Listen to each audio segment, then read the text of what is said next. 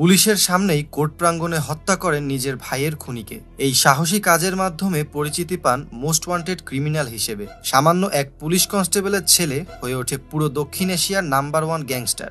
হ্যাঁ, বলছি গ্যাংস্টার দাউদ ইব্রাহিমের সম্পর্কে।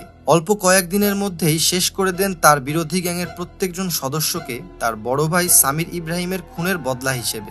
সামির খুন হয়েছিল নারী ঘটিত কারণে, কিন্তু সামিরের মতো ভুল করেনি দাউদ। নিজের শক্তি সাহস সম্পর্কে জানান দিয়ে কোনো দুর্বলতাকে প্রশ্রয় না দিয়েই পাড়ি জমান দুবাইয়ে। স্বর্ণ চোরাচালান, অস্ত্র সরবরাহ, নকল টাকার ব্যবসা, নানা অপরাধমূলক কর্মকাণ্ড পরিচালনা করতে থাকেন দুবাইয়ে বসেই। অল্প সময়ের মধ্যেই পুরো পৃথিবী জুড়ে একটি শক্তিশালী নেটওয়ার্ক ও সম্পদের পাহাড় গড়ে তোলেন দাউদ। তার অপরাধের সাম্রাজ্য সম্পর্কে মানুষ জানতে পারে 1993 সালের মুম্বাই বোমা হামলার পর থেকে। ভয়ঙ্কর সেই বোমা হামলায় প্রাণ হারিয়েছিল প্রায় 257 জন। অন্যদিকে যুক্তরাষ্ট্র তাকে গ্লোবাল টেররিস্ট হিসেবে আখ্যায়িত করেন। দুবাইয়ের সাথে ভারতের বন্দি বিনিময় চুক্তি সম্পন্ন হয়ে যাওয়ায় সেখানে থাকাটা তার পক্ষে অনিরাপদ হয়ে পড়ে। তাই সে পালিয়ে আশ্রয় নেয় পাকিস্তানে। কোণঠাসা হয়ে পড়ে নিজের অপরাধের সাম্রাজ্য গুটিয়ে ফেলেন এই দুর্ধর্ষ মাফিয়া। বিভিন্ন তথ্য মতে বর্তমানে তিনি করাচিতে অবস্থান করছেন তার পরিবার নিয়ে। যদিও পাকিস্তান সরকার শুরু থেকেই তথ্যটি অস্বীকার করে আসছে। এখনো বিভিন্ন অপরাধমূলক কর্মকাণ্ডের শিকড়ে বেরিয়ে আসে দাউদ ইব্রাহিমের নাম।